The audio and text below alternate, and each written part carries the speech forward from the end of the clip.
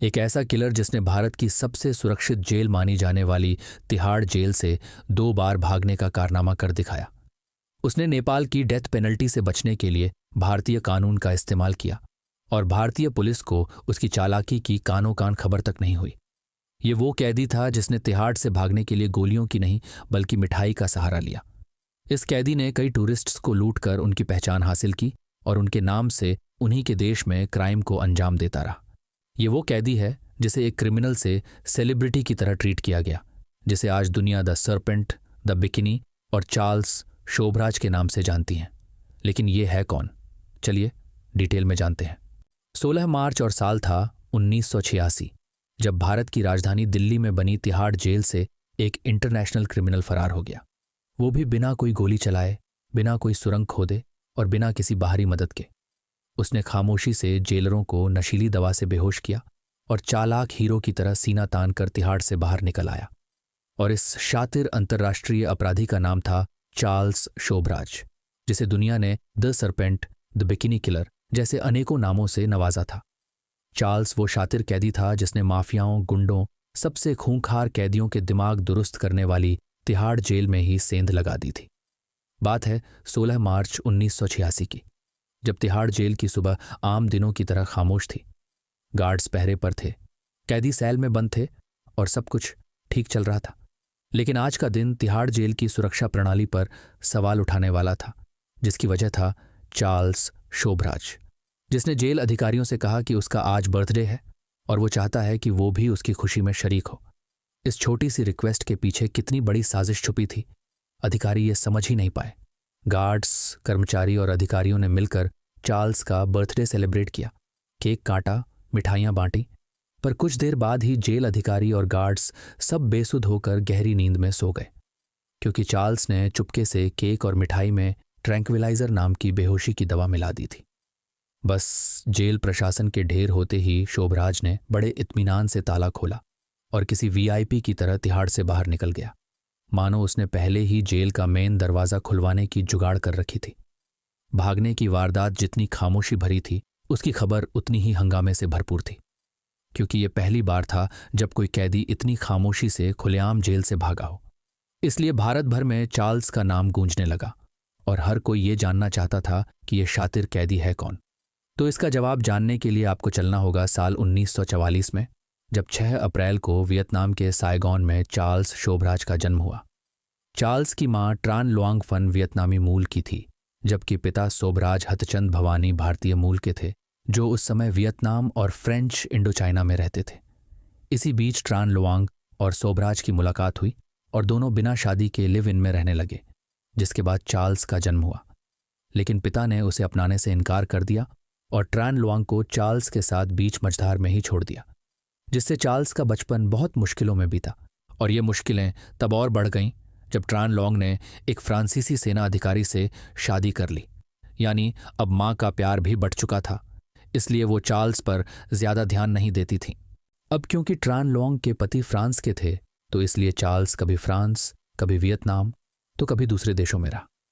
माँ ट्रान लोआंग के लिए चार्ल्स उनकी औलाद से ज्यादा बोझ बन गया था, इसलिए उन्होंने चार्ल्स को बोर्डिंग स्कूल भेज दिया, जिससे चार्ल्स काफी डिस्टर्ब रहने लगा, क्योंकि न माँ का साथ था और न पिता का। यही खालीपन उसे अपराध की दुनिया में खींच ले गया और फ्रांस में पहली गिरफ्तारी उसकी साल 1963 में हुई। इस वक्त चार्ल्स की उम्र महज 18 से 19 साल थी और उस पर आरोप था कि उसने पेरिस में किसी घर में घुसकर चोरी की है। इसी इल्जाम में उसे अरेस्ट कर जेल में डाल दिया गया। लेकिन ये गिरफ्तारी उसे क्राइम के और ज्यादा करीब ले गई। दरअसल जेल में उसकी मुलाकात कई मशहूर अपराधियों से हुई, जिन्होंने उसे अपराध की दुनिया की बारीकियां समझाईं।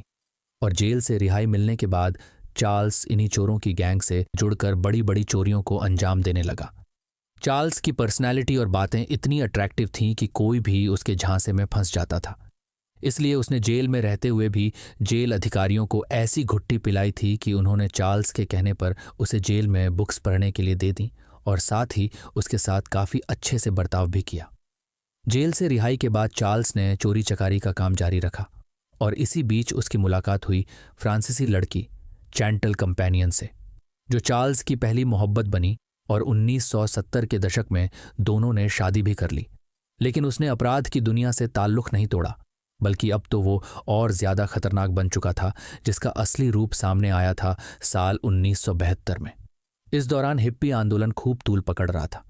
पश्चिमी देशों के हिप्पी और बैकपैकर हिप्पी ट्रेल के जरिए दुनिया घूमने निकले हुए थे और एशिया उनकी लिस्ट में शामिल था। यही बात चार्ल्स के दिमाग में एक खुराफाती आइडिया को जन्म दे गई। उसने दक्षिण एशिया के हिप्पी ट्रेल पर घूमने आए टूरिस्ट्स को अपना निशाना बनाना शुरू कर दिया। चार्ल्स हिंदी, फ्रेंच, इंग्लिश जैसी कई भाषाओं में फ्लुएंट था। इसी हथियार को इस्तेमाल करके उसने अपने नरम लहजे और प्यार भरे अंदाज से हिप्पी लोगों को अपना दोस्त बनाया और फिर उन्हें खाने पीने में नशीली दवा मिलाकर बेहोश कर दिया।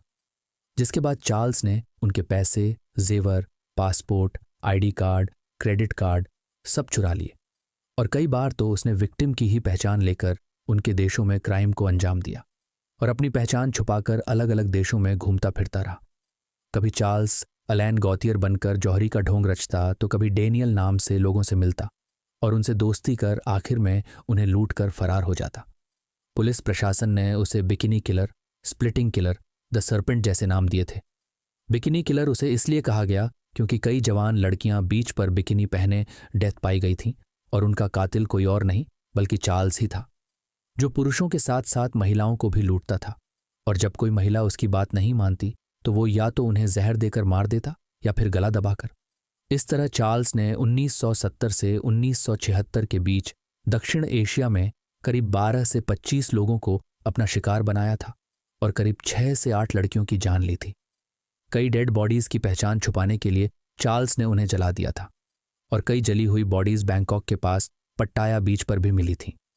चार्ल्स पर 12 कत्ल का आरोप कन्फर्म हुआ था, जबकि शक के घेरे में 30 कत्ल थे, जिनके सबूत न होने पर चार्ल्स पर कोई सुनवाई नहीं हुई। द सर्पेंट का टाइटल उसे इसलिए दिया गया क्योंकि वो बार बार कानून की पकड़ से फिसल जाता और नई केंचुली की तरह एक नई पहचान ओढ़कर बच निकलता था। चार्ल्स का रवैया एक गिरगिट की तरह था जो हर देश में जाकर रंग बदल लेता था। चार्ल्स के ज्यादातर शिकार पश्चिमी बैकपैकर थे जो शांति की तलाश में भारत, नेपाल, थाईलैंड जैसी जगहों पर घूमने आते थे और बस चार्ल्स की दोस्ती के जाल में फंसकर या तो लुट जाते थे या अपनी जान से हाथ धो बैठते थे। चार्ल्स एक ही समय पर धोखेबाज ठग, खूंखार सीरियल किलर और मास्टरमाइंड अपराधी का रोल प्ले कर रहा था। इस बीच चार्ल्स ने अपनी पत्नी को भी छोड़ दिया था और अपनी नई कैनेडियन गर्लफ्रेंड मैरी आंद्रे और भारतीय साथी अजय चौधरी के साथ मिलकर इन क्राइम्स को अंजाम दे रहा था। साल 1975 में चार्ल्स भारत आया था और उससे पहले वो France, Greece, Turkey, Iran, Afghanistan, Pakistan, Nepal, Malaysia, Thailand जैसे देशों में अपनी आपराधिक पहचान कायम कर चुका था और कई देशों की पुलिस उसे तलाश रही थी। लेकिन चार्ल्स बेफिक्र होकर लोगों को ठगने का धंधा चला रहा था और 1976 में भी उसने दिल्ली आए कुछ फ्रांसीसी स्टूडेंट्स को अपने पुराने जाल में फंसा लिया और उन्हें खाने में ड्रग्स की गोलियां दे दी। लेकिन इस बार डोज ज्यादा हो गई, जिससे स्टूडेंट्स सिर्फ बेहोश होने की बजाय बहुत ज्यादा बीमार पड़ गए, जिससे होटल स्टाफ और स्टूडेंट्स का शक चार्ल्स पर गया और उसे पुलिस के हवाले कर दिया गया। जब चार्ल्स की तलाशी ली गई तो उसके पास से चोरी के डॉक्यूमेंट्स, फेक पासपोर्ट, नशीली दवाइयां, कई आईडी कार्ड मिले, जिन्हें सबूत मानकर चार्ल्स पर कत्ल और लूट के कई मुकदमे दर्ज हुए और 12 साल की सजा सुनाई गई। इस तरह 1976 में चार्ल्स भारत की सेफेस्ट जेलों में शुमार तिहाड़ जेल में पहुंच गया। लेकिन यह कैद भी उसके शातिर दिमाग को शांत न कर सकी, बल्कि यहीं से चार्ल्स की लाइफ में एक नया चैप्टर ओपन हुआ। चार्ल्स जेल में ऐशो आराम की जिंदगी पाना चाहता था, इसलिए उसने चालाकी और पैसे का खेल शुरू किया और रिश्वत के जरिए उन सारी फैसिलिटीज का इंतजाम कर लिया जो एक आम कैदी को तो दूर जेलर को भी नहीं मिलती हैं। उसके सेल में रंगीन टीवी, बढ़िया खाना, बुक्स, टाइपराइटर, सब कुछ था। जेलर्स से लेकर गार्ड्स और कैदियों तक को वो महंगे गिफ्ट्स, विदेशी सिगरेट और भरपूर पैसों से अपना गुलाम बनाकर रखता था। उसकी हर जरूरत समय से पूरी हो रही थी, मानो वो जेल में नहीं बल्कि 5 स्टार होटल में रह रहा हो। 1971 में तिहाड़ जेल के एक सीनियर अफसर MS रित्तू ने जेल अधीक्षक को लेटर लिखकर शिकायत भी की कि स्टाफ के कुछ मेंबर्स और कैदी चार्ल्स को प्रोटेक्शन दे रहे हैं। इससे आप समझ सकते हैं कि उसने जेल प्रशासन को कितनी चालाकी से शीशी में उतार लिया था। जब रित्तू की शिकायत पर जांच पड़ताल की गई तो खुलासा हुआ कि जेलर ने अपने ऑफिस का कमरा चार्ल्स को सौंप दिया था जहां वो अपनी पार्टनर मैरी के साथ कई कई घंटे गुजारता था। लेकिन जांच के बाद भी कोई ठोस कदम नहीं उठाया गया। चार्ल्स ने बाद में मीडिया के सामने खुलकर कहा, भारतीय जेल सिस्टम का सबसे बड़ा कैंसर भ्रष्टाचार है। यहां नियम कानून दिखाने के लिए हैं, मानने के लिए नहीं। जेल में रहते हुए ही चार्ल्स ने वेस्टर्न मीडिया से मिलकर उन्हें इंटरव्यू दिए। 1977 में ओज मैगजीन के फेमस रिपोर्टर रिचर्ड्स नेविल और 1984 में राइटर एलन डॉसन ने चार्ल्स का घंटों तक इंटरव्यू लिया, जिनमें चार्ल्स बेखौफ होकर अपनी क्राइम की कहानी सुनाता था, जिसमें शिकार को फंसाने से लेकर मारने तक की प्लानिंग का खुलासा था। लेकिन बाद में कानूनी जांच के दौरान चार्ल्स अपनी ही बातों से मुकर गया और कहा कि मैंने पश्चिमी साम्राज्यवाद के खिलाफ बदले में वो सारी बातें कही थीं। चार्ल्स जेल में रहते हुए एक सेलिब्रिटी की तरह फेमस हो गया था, जिससे मिलने और बात करने दूर देशों से रिपोर्टर और राइटर आते थे। चार्ल्स के पास पॉपुलैरिटी थी, ऐशो आराम था, लेकिन अब भी एक कमी उसे खल रही थी, और वो थी 12 साल तक तिहाड़ में कैद रहना, जिसकी टाइमलाइन 1980 के दशक में खत्म होने वाली थी। और उसके बाद भारत सरकार उसे थाईलैंड भेजने का फैसला कर चुकी थी, जहां 1970 के दशक में वेस्टर्न टूरिस्ट्स को मारने का मुकदमा बीच मझधार में लटका हुआ था, जिनके लिए थाईलैंड के कानून ने डेथ पेनल्टी तय कर रखी थी। लेकिन इसमें भी एक ट्विस्ट था। दरअसल थाईलैंड के लॉ के अकॉर्डिंग ऐसे अपराधी पर 20 साल बाद अभियोग नहीं चल सकता था। यानी 1995 से 1997 तक अगर चार्ल्स थाईलैंड नहीं जाता तो उस पर मुकदमा नहीं चलाया जा सकता था। बस यही वो मौका था जो चार्ल्स को डेथ पेनल्टी से बचा सकता था। इसलिए चार्ल्स ने फैसला किया कि वो तिहाड़ में ही किसी तरह अपनी सज़ा बढ़वा लेगा, क्योंकि थाईलैंड में डेथ पाने से बेहतर है कि वो लंबे समय तक तिहाड़ में ही जिंदा रहकर सज़ा काट ले। इसी सोच के चलते चार्ल्स ने एक ऐसी साजिश रची जिसने जेल महकमे से लेकर भारत की गलियों तक में कोहराम मचा दिया। चार्ल्स ने फैसला किया कि वो तिहाड़ जेल में सज़ा पूरी करने के बाद थाईलैंड नहीं जाएगा, क्योंकि तिहाड़ से मिली आज़ादी उसे डेथ के करीब ले जाती। इसलिए उसने उलटी चाल चली और भागकर फिर से खुद को जेल भिजवाने का रास्ता तय किया, ताकि उसकी सज़ा बढ़ा दी जाए। चार्ल्स का ये प्लान उसके शातिर दिमाग का छोटा सा नमूना पेश करता है। चार्ल्स अच्छे से जानता था कि अगर वो तिहाड़ से फरार हो जाता है तो भारत में ही उस पर नए सिरे से मुकदमा चलेगा और उसकी सज़ा रिसेट हो जाएगी। यानी फिर से सालों के लिए उसे भारतीय जेल में ही रहना होगा और सज़ा पूरी होने तक थाईलैंड को इंतज़ार करना होगा, और 20 साल बाद उस पर कोई मुकदमा नहीं होगा। इसी प्लानिंग पर चार्ल्स ने महीनों तक काम किया और शांत बर्ताव से कैदियों से लेकर अधिकारियों तक का यकीन जीत लिया। और फिर आई 16 मार्च 1986 की तारीख। संडे के दिन जेल में अक्सर स्टाफ कम रहता है और सिक्योरिटी भी थोड़ी ढीली होती है। इसलिए चार्ल्स ने इस दिन को चुना और ऐलान किया कि वो जेल में अपना बर्थडे मनाना चाहता है और सबको मिठाई बांटकर उनके साथ खुशियां मनाना चाहता है, जबकि उसका जन्मदिन 16 मार्च को नहीं बल्कि 6 अप्रैल को था। चार्ल्स की बात सुन अधिकारियों को भी कुछ अजीब नहीं लगा, क्योंकि वो सालों से जेल में कैद था। कैदियों से अच्छी दोस्ती हो गई थी, इसलिए बर्थडे मनाना नॉर्मल था। इजाज़त मिलते ही चार्ल्स ने जेल से बाहर अपने जान पहचान वालों से मिठाइयाँ, केक और कोल्ड ड्रिंक मंगवाई। ये देख सबको लगने लगा कि चार्ल्स एक दिलदार इंसान है जो जमकर पैसे खर्च कर रहा है। लेकिन कोई भी ये नहीं जानता था कि मिठाई, कोल्ड ड्रिंक और केक में हाई क्वांटिटी में बेहोशी की दवा मिली है। इस बात से अनजान दोपहर को सबने खुशी खुशी चार्ल्स का जन्मदिन मनाया और चार्ल्स ने भी अपने हाथों से अधिकारियों, गार्ड्स, कर्मचारियों और कुछ कैदियों को केक खिलाया। साथ ही कोल्ड ड्रिंक, केक और मिठाई के साथ तोहफे के रूप में हर एक को 50 रुपये का नोट भी दिया गया, जिसकी कीमत उस जमाने में बहुत ज्यादा थी। जबकि कैश रखना जेल में गैर कानूनी था, पर चार्ल्स के लिए ना कोई नियम था और ना कोई पहरा। सबने खुशी में केक खाया, कोल्ड ड्रिंक पी और कुछ ही मिनट बाद कैदियों से लेकर गार्ड्स, यहाँ तक कि जेलर साहब भी कुर्सी पर गहरी नींद में सो गए। ये देख चार्ल्स के चेहरे पर एक क्रीपी सी मुस्कान आई और उसने जल्दी जल्दी 7 अधिकारियों के हाथ पैर कपड़े से बांधे, ताकि अगर वो होश में आ भी जाएं तो उसे पकड़ ना सकें।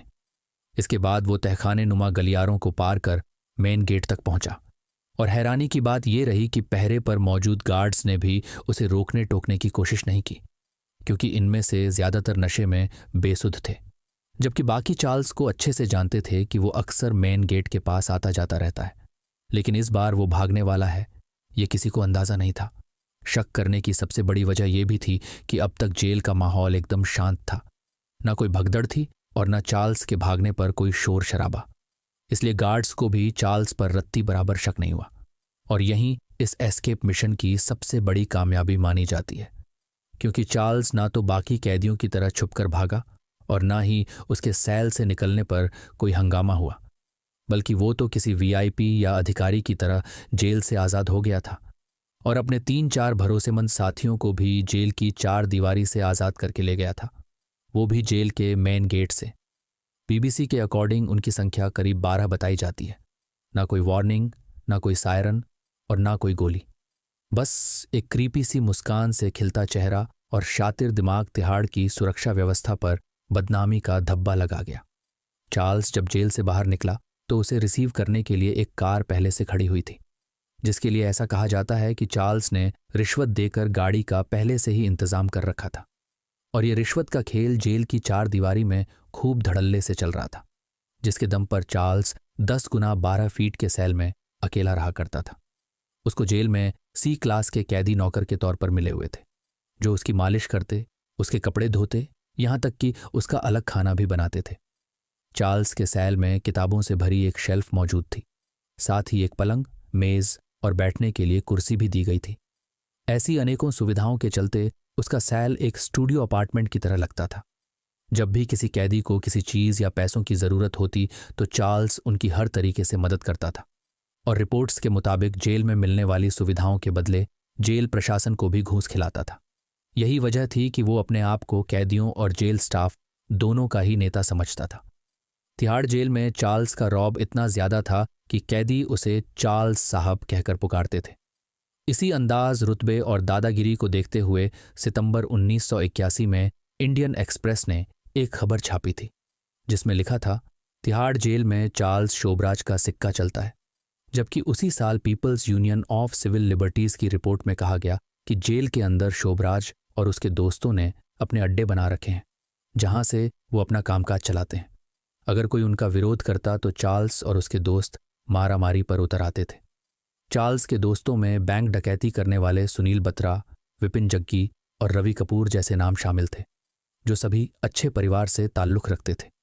हद तो तब हो गई जब चार्ल्स ने जेल को ही अपनी प्यार मोहब्बत का ठिकाना बना दिया और अपनी गर्लफ्रेंड शिरीन वॉकर से पुलिस अधीक्षक के कमरे में मिलने जुलने लगा। शिरीन एक फॉरेनर थी जिसे चार्ल्स ने मिलने के लिए बुलाया था। शिरीन भी उसकी मोहब्बत में ऐसी गिरफ्तार हुई कि विदेश से दिल्ली चली आई और यहाँ 5 स्टार होटल में रहने लगी। पीयूसीएल रिपोर्ट में कहा गया था कि शिरीन वॉकर ने लगातार 6 दिनों तक पुलिस अधीक्षक के कमरे में चार्ल्स शोभराज से घंटों मुलाकात की थी। इसी दबदबे को देखकर कई लोगों ने तिहाड़ प्रशासन पर सवाल भी खड़े किए थे और जब चार्ल्स के भागने की खबर सामने आई तो कुछ लोगों का कहना था कि नशीली दवा तो सिर्फ बहाना है। असल में चार्ल्स को जेल प्रशासन से ही मदद दी गई थी। इसलिए चार्ल्स ने भागने से लेकर गाड़ी तक का पूरा इंतजाम सटीकता से किया और अपने साथियों के साथ गाड़ी में बैठकर तुरंत वहां से 9-2-11 हो गया। लेकिन वो कहाँ गया, कहाँ छुपा, ये किसी को पता नहीं चला। मानो दिल्ली की हलचल भरी गलियों में वो ओझल हो गया था। इधर लगभग पौन घंटे बाद जब कुछ गार्ड्स और अधिकारियों को होश आया तो चारों तरफ माहौल शांत और खौफजदा था। कैदी, कुछ गार्ड्स अब भी बेसुध हालत में पड़े थे, जबकि कुछ सेल खाली थे।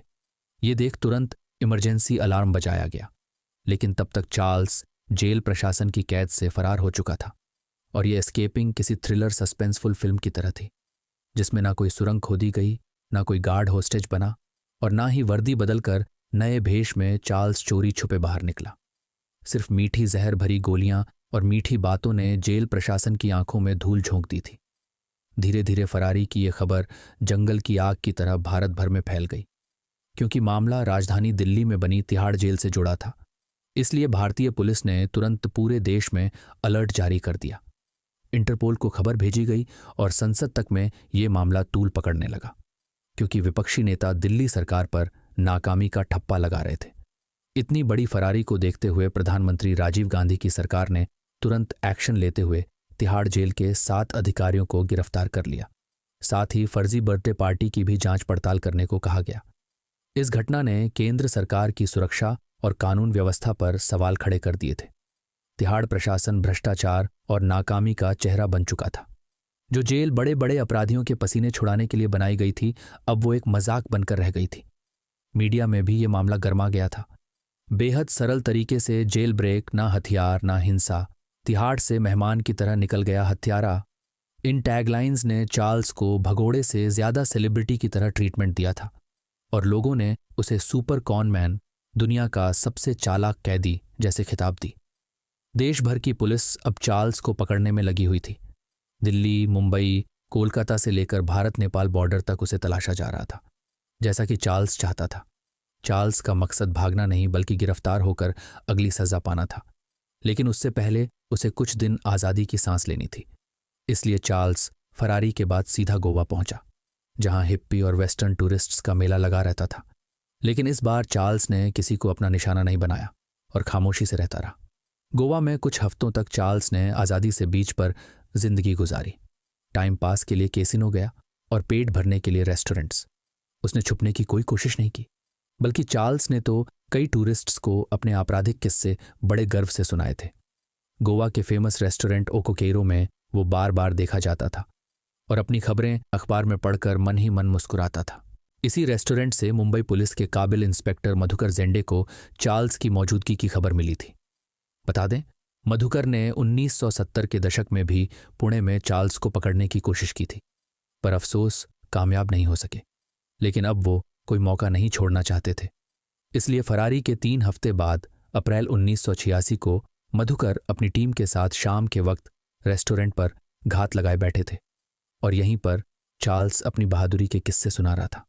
बस फिर क्या था, मधुकर ने उसे घेर लिया और चार्ल्स ने कोई विरोध ना करते हुए खुद को सरेंडर कर दिया, जो कि उसका प्लान था। इसके बाद चार्ल्स को मुंबई लाया गया। ये गिरफ्तारी काफ़ी अहम थी, न सिर्फ पुलिस प्रशासन और सरकार के लिए बल्कि रेस्टोरेंट के मालिक के लिए भी, क्योंकि गिरफ्तारी के बाद रेस्टोरेंट काफ़ी मशहूर हो गया था। इसलिए ऑनर ने चार्ल्स का एक स्टैच्यू बनवाकर रेस्टोरेंट में लगवाया, जिसके साथ आज भी टूरिस्ट फोटो खींचते हैं, मानो किसी सम्मानित व्यक्ति को श्रद्धांजलि दे रहे हों। हालांकि अब यहाँ मधुकर की भी प्रतिमा लगाने पर सोच विचार किया जा रहा है। खैर, गिरफ्तारी के बाद चार्ल्स फिर से तिहाड़ जेल में आ गया और अब उसकी सज़ा बढ़ गई थी, जिससे उसका थाईलैंड प्रत्यर्पण एक्स्ट्राडिशन रुक गया, जहां यकीनन उसे डेथ पेनल्टी मिलने वाली थी। अपने प्लान को सक्सेस होता देख चार्ल्स भी काफ़ी खुश था। इस बार जब चार्ल्स को तिहाड़ में लाया गया तो कैदियों के बीच उसका दबदबा और बढ़ गया था। नेशनल से लेकर इंटरनेशनल मीडिया तक उसे कवर कर रही थी। एक अंग्रेजी अखबार के मुताबिक चार्ल्स ने इंटरव्यू में मुस्कान के साथ कहा, यह असल में जेल ब्रेक था ही नहीं, बस समय निकालने की एक तरकीब थी। यानी वो खुलेआम कबूल कर रहा था कि उसने ये तरकीब इसलिए बनाई थी ताकि वो थाईलैंड की सज़ा से बच सके। ये सुन पुलिस से लेकर जनता तक उसके शातिर दिमाग की मुरीद बन चुकी थी। पुलिस ने कभी नहीं सोचा था कि डेथ से बचने के लिए चार्ल्स इतना बड़ा दांव चलेगा। दिल्ली की अदालत में चार्ल्स पर 1986 की फरारी का मुकदमा चला और सबूत के तौर पर नशीली मिठाइयों के अवशेष, गार्ड्स और अधिकारियों की बेहोशी पेश की गई और हर किसी की नज़र इस केस पर टिकी हुई थी, जिसमें अंतिम फैसला आया 1987 में, जब चार्ल्स को भगोड़ा करार देकर सज़ा में 10 साल और बढ़ा दिए गए। यानी उसे तिहाड़ से 1997 तक रिहाई नहीं मिलने वाली थी। इस सज़ा की बढ़ोतरी का सबसे बड़ा फायदा ये हुआ कि थाईलैंड में जो कत्ल के मामले उस पर चल रहे थे वो समय सीमा से पार होने के चलते खत्म हो गए और इससे न सिर्फ चार्ल्स को राहत मिली बल्कि थाईलैंड ने भी सुकून की सांस ली, क्योंकि सालों पुराने केस अगर फिर से उखड़ते तो मुकदमे में काफ़ी समय बर्बाद होता। चार्ल्स ने कानून की भाषा में ही कानून को मात दे दी थी। 1980 के दशक के आखिर में चार्ल्स ने फिर से तिहाड़ में अपनी पुरानी जिंदगी जीना शुरू कर दिया। वो कैदियों को अंग्रेजी उपन्यास पढ़कर सुनाता, अपने किस्से शेयर करता। साथ ही चार्ल्स ने अपनी ऑटोबायोग्राफी भी लिखनी शुरू कर दी, जिसके कुछ अंश इलस्ट्रेटेड वीकली ऑफ इंडिया पत्रिका में भी छपे थे।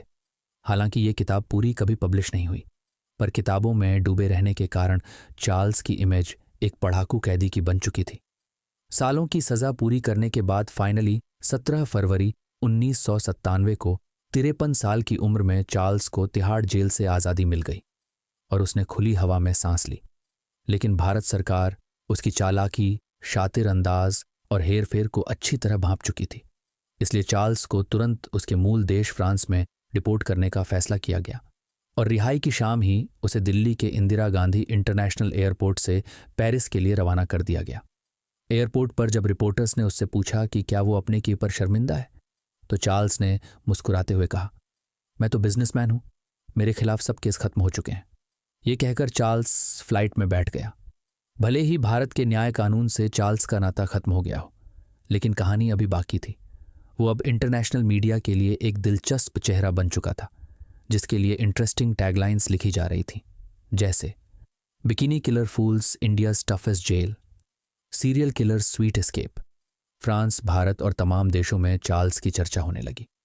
कई चैनलों ने उसके इंटरव्यू चलाए, जबकि टॉमी थॉम्पसन की लिखी किताब सर्पेंटाइन की बिक्री तेज हो गई, क्योंकि लोग चार्ल्स के बारे में ज्यादा से ज्यादा जानना चाहते थे, ताकि पता चल सके कि उसने कैसे भारत की सुरक्षित जेलों में शुमार तिहाड़ जेल की सुरक्षा प्रणाली में सेंध लगा दी। हर कोई जानना चाहता था कि क्या तिहाड़ जेल पहले से भ्रष्ट थी या फिर चार्ल्स को अंदरूनी मदद मिली थी। ऐसे कई सवाल मीडिया से लेकर आम जनता तक पूछे जा रहे थे, और इनका जवाब सिर्फ और सिर्फ चार्ल्स ही दे सकता था। इसलिए उसकी चौखट पर रिपोर्टर्स की भीड़ लगने लगी।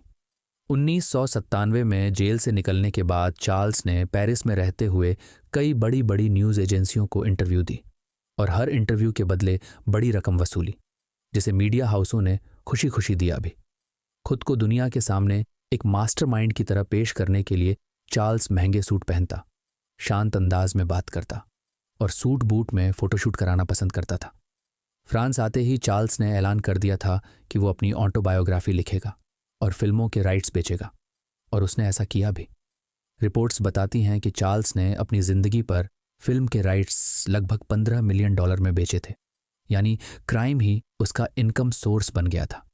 भारत में भी उसके तिहाड़ कांड की कवर स्टोरी चलाई गई, जिनके जरिए जेल अधिकारियों की लापरवाही, भ्रष्टाचार और रिश्वत के बदले वीआईपी ट्रीटमेंट देने का खुलासा हुआ, जिससे तिहाड़ जेल पर बदनामी का धब्बा लग गया।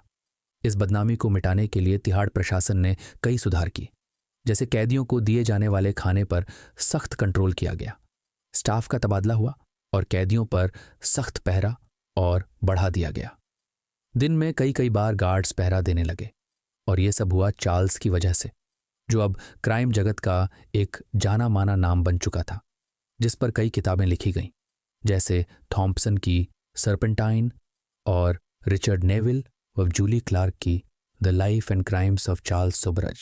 2000 के दशक तक कई फिल्म प्रोड्यूसर्स ने उसकी कहानी को डॉक्यूमेंट्री का रूप दिया, और बीबीसी हिस्ट्री चैनल्स ने उसकी स्टोरी कवर की। चार्ल्स अपराध जगत का शायद पहला ऐसा क्रिमिनल था जो अपनी ब्रांड इमेज बनाने में लगा हुआ था। उसने जेल में बंद रहते हुए अपनी अधूरी ऑटोबायोग्राफी के कुछ पन्ने पब्लिश कर दिए थे, और रिहा होकर फ्रांस जाने के बाद तो वो खुलकर मैदान में आ गया था, जहां उस पर पाबंदी लगाने वाला कोई नहीं था। वो जो चाहे कर सकता था, खुलकर बोल सकता था, और सबसे बड़ी बात, इंटरव्यू देकर अच्छी खासी इनकम जनरेट कर रहा था। चार्ल्स ने पेरिस में रहते हुए कई अलग अलग दावे किए, जैसे वो कभी कहता, मैंने कभी किसी का कत्ल नहीं किया, मैं तो बिजनेसमैन हूं। तो कभी कहता, अगर मैं भागा ना होता तो भारतीय सिस्टम मुझे मार डालता। चार्ल्स अपनी ऐसी चालबाज बातों से प्रेस का इंटरेस्ट बांध कर रखता था, ताकि प्रेस उसके इर्द गिर्द ही घूमती रहे और वो लाइमलाइट में बना रहे। चार्ल्स को बातों में उलझाना बखूबी आता था, और वो खुद को एक सेलिब्रिटी कॉनमैन की तरह पेश करता था, यानी एक ऐसा ठग जो अब सेलिब्रिटी बन गया है। चार्ल्स ने कभी अपनी करतूतों पर शर्मिंदगी महसूस नहीं की, बल्कि वो गर्व से सबको अपने कारनामे सुनाता था। जैसे 2001 में एक इंटरव्यू में उसने मुस्कुराते हुए प्राउडली कहा था, मैं दुनिया घूमना चाहता था, अमीर बनना चाहता था, और मैंने इसके लिए शॉर्टकट रास्ता चुना। चार्ल्स अपने क्राइम को छुपाने की बजाय उन्हें जस्टिफाई करता था।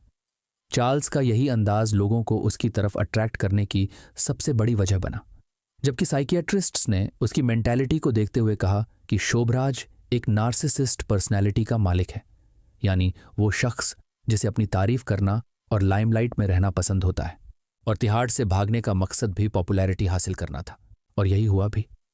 1997 में तिहाड़ जेल से रिहाई मिलने के बाद जब उसे फ्रांस में डिपोर्ट किया गया, तो मीडिया ने उसका वेलकम इस तरह किया मानो वो कोई सेलिब्रिटी हो। चार्ल्स के घर के बाहर रिपोर्टर्स की कतार लगने लगी, कैमरों ने उसे घेर कर रखा। सालों की सजा भुगतने के बाद चार्ल्स ने भी फ्रांस में ऐसे जिंदगी गुजारी जैसे वो एक इज्जतदार व्यक्ति हो, जिसका बैकग्राउंड एकदम साफ हो। अब क्योंकि फ्रांस की नागरिकता उसके पास थी, इसलिए फ्रेंच सरकार ने भी उसे देश में पनाह दी, और बस चार्ल्स एक अमीरी की जिंदगी जीने लगा। उसने पेरिस के ही एक सबर्बिया में शानदार अपार्टमेंट लिया, महंगी गाड़ी खरीदी और खर्च पानी के लिए इंटरव्यू के बदले मोटी रकम वसूलने लगा। साथ ही अगर कोई उसकी फ़ोटो भी लेता तो चार्ल्स उसके बदले भी पैसे ले लेता था। चार्ल्स हर जगह ऐलान करता फिरता था कि जल्द ही उसकी कहानी पर फिल्म बनेगी और फिर दुनिया उसे जानेगी। लेकिन वक्त के साथ उसकी चर्चा और उसका नाम धुंधला होता गया, जो चार्ल्स को बिल्कुल भी मंजूर नहीं था। इसलिए उसने खुद को फिर से खबरों में लाने का फैसला किया और 2003 में अचानक खबर आई कि चार्ल्स शोभराज नेपाल की राजधानी काठमांडू में देखा गया है। नेपाल का नाम सुनकर सब लोग बहुत हैरान हुए, क्योंकि इस देश में साल 1975 में चार्ल्स पर एक अमेरिकन महिला और उसके कैनेडियन दोस्त को मारने का इल्ज़ाम लगा था, जिसकी सज़ा सिर्फ डेथ पेनल्टी थी और नेपाल में तो सज़ा या मुकदमे की कोई समय सीमा भी नहीं थी। ये जानने के बाद भी चार्ल्स नेपाल गया ताकि लोगों का ध्यान अपनी तरफ खींच सके, क्योंकि उसे कहीं ना कहीं लग रहा था कि अब कोई उसे पकड़ नहीं पाएगा और वो नेपाल की पुलिस को चकमा देकर लाइमलाइट बटोर कर वापस फ्रांस आ जाएगा। इसी सोच के साथ वो काठमांडू में रहा, जमकर कैसीनो में जुआ खेला और खुलेआम घूमने की वजह से एक दिन नेपाल के एक रिपोर्टर ने उसे पहचान लिया और 2 हफ्तों तक उसका पीछा किया। साथ ही मौका मिलते ही उसकी तस्वीर खींचकर अखबार में भी छाप दी और टाइटल में लिखा गया, बिकिनी किलर काठमांडू में घूम रहा है। ये खबर पढ़ते ही नेपाल पुलिस अलर्ट मोड में आ गई और सितंबर 2003 में कैसीनो से ही उसे अरेस्ट कर लिया गया। पुलिस को देखने के बाद भी चार्ल्स बड़े आराम से रमी खेलता रहा और पुलिस को देखकर बोला, ओहो, आप लोग आ गए। मानो उसे पहले से पता था कि पुलिस उसे ढूंढ ही लेगी। गिरफ्तारी के बाद चार्ल्स के कर्मों का बही खाता फिर से खुला और 1975 के दोहरे कत्ल का मुकदमा रिओपन हो गया और इस बार चार्ल्स की चाल उसी पर उल्टी पड़ गई। न सिर्फ उस पर मुकदमा शुरू हुआ, बल्कि 2004 में काठमांडू की कोर्ट ने उसे अमेरिकी महिला के कत्ल के आरोप में उम्र कैद की सजा सुना दी। नेपाल के कानून में उम्र कैद के बदले 20 साल की सजा मिलती है, जो चार्ल्स के लिए काफ़ी ज़्यादा थी। इसलिए उसने सुप्रीम कोर्ट में सजा कम करने की अपील की, पर 2010 में एससी ने उसकी सजा बरकरार रखी और 2014 में चार्ल्स पर उसी मामले से जुड़े अमेरिकी महिला के कैनेडियन साथी का कातिल भी करार दिया गया और 20 साल की सजा और बढ़ा दी गई। यानी अब उसे 2 उम्र कैद की सजा और 40 साल की कैद मिली थी। 2008 में चार्ल्स का नाम खूब सुर्खियों में बना रहा, क्योंकि उसने दावा किया था कि उसने अपने से 44 साल छोटी लड़की निहिता बिस्वास से शादी की है और निहिता ने भी खुलकर इस शादी का प्रचार किया। लेकिन नेपाली सरकार ने इस शादी को मान्यता नहीं दी और 2010 तक आते आते चार्ल्स की बुढ़ापे की हालत बिगड़ना शुरू हो गई। उसे दिल से जुड़ी कई बीमारियों ने घेर लिया और कुछ ओपन हार्ट सर्जरी भी करवानी पड़ी। दिन बा दिन उम्र बढ़ने के साथ उसका शरीर कमज़ोर हो रहा था। अलग अलग बीमारियां उसके शरीर को जकड़ रही थीं, जिससे चार्ल्स की हालत नासाज होती जा रही थी। इसी क्रिटिकल कंडीशन को देखते हुए 21 दिसंबर 2022 में नेपाल के सुप्रीम कोर्ट ने एक बड़ा फैसला सुनाया और कहा कि 19 साल की सज़ा भुगतने के बाद अब कोर्ट 78 साल के चार्ल्स को जेल की कैद से रिहा करता है। यानी जो बाकी सज़ा थी वो चार्ल्स की बिगड़ती हालत को देखते हुए माफ़ कर दी गई थी। एससी का आदेश मिलते ही 23 दिसंबर 2022 को चार्ल्स को काठमांडू की जेल से रिहा कर सीधा काठमांडू एयरपोर्ट ले जाया गया और फिर प्लेन में बैठाकर फ्रांस के लिए रवाना कर दिया गया। भले ही चार्ल्स की सज़ा पूरी नहीं हुई थी, लेकिन अब वो नेपाल के कानून से आज़ाद हो गया था, जो 2023 में 79 साल की उम्र में आज़ाद होकर फ्रांस की गलियों में घूमता हुआ देखा गया। रिहाई के बाद भी चार्ल्स के कई इंटरव्यू लिए गए, जिनमें से एक इंटरव्यू में चार्ल्स ने कहा कि वो बेगुनाह है और नेपाल सरकार के खिलाफ मुकदमा भी करेगा, क्योंकि उन्होंने चार्ल्स को बिना खता के जेल में 19 साल तक कैद करके रखा। भले ही चार्ल्स अपना गुनाह छुपाने की कोशिश कर रहा था, लेकिन दुनिया अच्छे से जान चुकी थी कि उसकी बातों में सच कम और झूठ की मिलावट ज़्यादा होती है। इसलिए किसी ने भी उसकी फरेबी बातों पर यकीन नहीं किया। लेकिन नेपाल सरकार पर दिए गए बयान की वजह से वो काफ़ी सुर्खियों में बना रहा और फिर से चार्ल्स किताब लिखने और वेब सीरीज़ फिल्मों के सौदे की बात करते हुए देखा गया। यानी उम्र के इस पड़ाव में भी वो पब्लिसिटी पाने का हर दांव फेंक रहा था, क्योंकि अब ये आदत उसकी रगों में बस चुकी थी, जो उसके साथ ही दफन हो सकती थी। चार्ल्स शोभराज की कहानी अपराध इतिहास में आज भी एक अलग दर्जा रखती है, खास तौर से 1986 का तिहाड़ जेल का किस्सा, जिसने तिहाड़ जेल प्रशासन, पुलिस तंत्र और आम जनता को झकझोर कर रख दिया था। ये घटना कभी ना भूलने वाली मानी जाती है। इसलिए आज भी जब जेल से फरार होने की कोई वारदात होती है या फरारी का किस्सा सुना या सुनाया जाता है तो मीडिया उसे दूसरा चार्ल्स शोभराज कहकर पुकारती है। आज चार्ल्स का नाम एक मुहावरा सा बन गया है, ना सिर्फ कामयाब शातिर फरारी के लिए बल्कि एक दिमागदार कैदी के लिए भी। उसकी पहचान पूरी दुनिया में होती है। चार्ल्स ने तिहाड़ कांड करके दुनिया को ये दिखा दिया कि कैसे पैसों के लालच और सिस्टम की कमजोरियों का फायदा उठाकर एक कैदी पूरे सिस्टम को मात दे सकता है। ये वारदात भारत की जेल प्रशासन और व्यवस्था के लिए एक आईने की तरह थी, जिसने ये दिखाया कि कानून से ज्यादा लंबे हाथ रिश्वत के होते हैं, जो कानून का गला भी घोंटने से पीछे नहीं हटते। यही कमजोरी चार्ल्स ने भी दुनिया को साफ तौर पर बताई और कहा कि भारतीय जेलों में नियम कानून सिर्फ कागजों पर ही हैं, अमल तो पैसों से चलता है। चार्ल्स की फरारी के बाद तिहाड़ जेल के साथ साथ दूसरी भारतीय जेलों की व्यवस्था में भी सुधार किया गया। पर क्या रिश्वत का खेल बंद हुआ? ये सवाल आज भी जस का तस बना हुआ है। लेकिन हाँ, जन जागरूकता जरूर बढ़ गई। लोगों को पता चला कि जेल के अंदर कैसे रिश्वत का खेल खेला जाता है और कुछ कैदियों को ऐशो आराम की जिंदगी मुहैया कराई जाती है, और इस सबका समाज पर क्या असर पड़ता है। शोभराज के शैतानी और खुराफाती दिमाग की वजह से आज उसे अपराध की दुनिया में ख्याति प्राप्त है। कई लोगों का मानना है कि अगर उसने अपने दिमाग का इस्तेमाल सही जगह पर किया होता तो आज वो एक सक्सेसफुल बिजनेसमैन या पॉलिटिशियन होता। लेकिन अफसोस, उसने अपनी समझदारी का गलत फायदा उठाया और लोगों की जान लेने, कानून से खेलने और लोगों को लूटने में किया। चार्ल्स के केस ने एक बहस को और जन्म दिया, और वो थी चार्म बनाम क्राइम, यानी आकर्षण बनाम अपराध। चार्ल्स बहुत ज्यादा अट्रैक्टिव, अनेकों भाषाओं का जानकार और तेज तर्रार बुद्धि का मालिक था। जो भी उससे एक बार मिलता वो उसी का होकर रह जाता, और इसी चार्म से उसने अपने विक्टिम्स को गुलाम बनाया और उन्हें एक दर्दनाक अंत दिया। लेकिन चार्ल्स का केस ये सोचने पर मजबूर कर देता है कि क्या उसकी खूबियों की तारीफ करनी चाहिए या फिर आपराधिक सोच की निंदा। हालांकि नैतिकता कहती है कि कोई भी हुनर अगर मानवता के खिलाफ है तो उसकी निंदा ही की जानी चाहिए। चार्ल्स जैसे लोग हमें आगाह करते हैं कि इंटेलिजेंस अगर नैतिकता से अलग हो जाए तो वो कितनी खतरनाक हो सकती है, जो एक तरह का जहर भरा वरदान साबित होती है। और यही अंदाज और सोच चार्ल्स को दुनिया भर में मशहूर कर गई, और 2021 में उसका नाम कई लोगों की जुबान पर था, क्योंकि उस साल नेटफ्लिक्स पर द सरपेंट नाम की वेब सीरीज रिलीज हुई थी, जिसके टोटल 8 एपिसोड थे।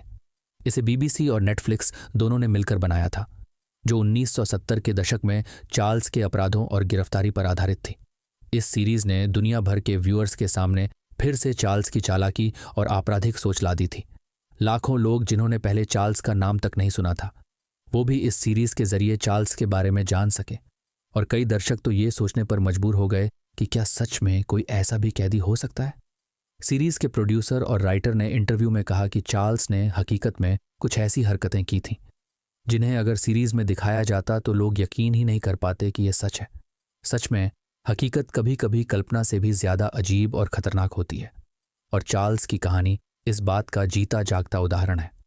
बॉलीवुड में भी चार्ल्स का टॉपिक खूब लाइमलाइट में रहा, जिसके चलते 2015 में एक फिल्म रिलीज हुई जिसका नाम था मैं और चार्ल्स। इसमें रणदीप हुड्डा ने चार्ल्स का रोल प्ले किया था, और तिहाड़ जेल से फरार होने से लेकर भारतीय जेल प्रशासन को थकाने तक की पूरी कहानी दिखाई गई थी। और नेपाल जेल से रिहा होने के बाद 2025 में चार्ल्स का नाम फिर से सुर्खियों में छाने लगा, क्योंकि उस साल तिहाड़ जेल पर आधारित एक वेब सीरीज आई थी, ब्लैक वारंट। इसमें चार्ल्स के तिहाड़ से फरार होने की कहानी रिक्रिएट की गई थी, और चार्ल्स का रोल सिद्धांत गुप्ता ने निभाया था। ये देखकर कहा जा सकता है कि चार्ल्स शोभराज आज भी पॉप कल्चर का हिस्सा बना हुआ है। वो एक ऐसा किरदार है जिसके इर्द गिर्द भय, रोमांच और रहस्य की धीमी धीमी हवा चलती है। लोग उससे नफरत भी करते हैं और उसके शातिर दिमाग को पसंद भी करते हैं, जबकि उसका अट्रैक्शन लोगों को मोहित करता है। वैसे तो भारतीय जेलों से कई कैदी फरार हुए, लेकिन चार्ल्स का केस कुछ अलग था। वो जेल से छुपकर नहीं बल्कि दिन दहाड़े बिना डरे बाहर निकलता था, वो भी बिना गोली या हथियार चलाए, मानो एक फिल्मी स्टंट हो। एक मीठे से केक और कोल्ड ड्रिंक की सिप्स ने पूरे तिहाड़ प्रशासन की इज्जत मिट्टी में मिला दी थी। आज ट्रू क्राइम की दुनिया में चार्ल्स एक कुख्यात किंवदंती बन चुका है। जेल सुधार के लिए काम करने वाले लोग तिहाड़ कांड को एक उदाहरण बनाकर बताते हैं कि क्यों कैदियों पर कड़ी निगरानी रखनी चाहिए। वहीं अपराध शास्त्र के स्टूडेंट्स उसके केस को स्टडी करते हैं कि मनोविज्ञान का ऐसा गलत इस्तेमाल कैसे किया गया, कैसे एक समझदार व्यक्ति भी भारतीय इतिहास के सबसे बड़े भगोड़े, कातिल और चालबाज कैदियों की लिस्ट में दर्ज हो गया। कुछ कैदी सिर्फ अपनी हथकड़ियां खोलकर भागते हैं, पर चार्ल्स शोभराज ने तो पूरी जेल को ही अपनी मुट्ठी में कर लिया था। उसने तिहाड़ जेल को खेल का मैदान बना दिया था, जहां हर मोहरे को वो अपनी चाल से चलाता था। हालांकि उसकी पहचान सिर्फ एक कैदी तक सिमटी हुई है, जिसके नाम से अपराध की बू आती है, लेकिन फिर भी आज दुनिया उसी एक कारनामे के लिए उसे याद करती है। वो आदमी जिसने तिहाड़ से निकलते वक्त पहरेदारों से खुद दरवाज़ा खुलवाया, और ये उसके डेयरिंग अंदाज का छोटा सा नमूना है। चार्ल्स की कहानी ये सिखाती है कि जब हद से ज़्यादा ओवर कॉन्फिडेंस और इंटेलिजेंस गलत राह पर चल पड़ी, तो कानून और व्यवस्था के लिए कितनी बड़ी चुनौती खड़ी हो सकती है। चार्ल्स शोभराज आज भले ही बुढ़ापे की सीमा में दाखिल हो चुका है और अपना बाकी जीवन एक बेगुनाह आज़ाद इंसान के तौर पर जीना चाहता है, लेकिन इतिहास के पन्नों में वो हमेशा के लिए सरपेंट और द बिकिनी किलर के रूप में दर्ज हो चुका है, जिसे कभी भुलाया नहीं जा सकता। और उसकी कहानी आम जनता को जागरूक करती है और पुलिस प्रशासन को सुधरने के लिए आगाह करती है। तो दोस्तों, आज के लिए बस इतना ही। आपको चार्ल्स शोभराज की ये कहानी कैसी लगी? अगर वीडियो अच्छी लगी हो तो इसे लाइक करें और अपने दोस्तों के साथ शेयर ज़रूर करें। साथ ही अगर आप हमारे चैनल पर नए हैं या पहली बार जुड़े हैं तो सब्सक्राइब करना ना भूलें। ऐसी ही नॉलेजेबल वीडियोस पाने के लिए बेल आइकन को प्रेस कर लें। मिलते हैं अगली वीडियो में, तब तक के लिए बाय बाय और टेक केयर।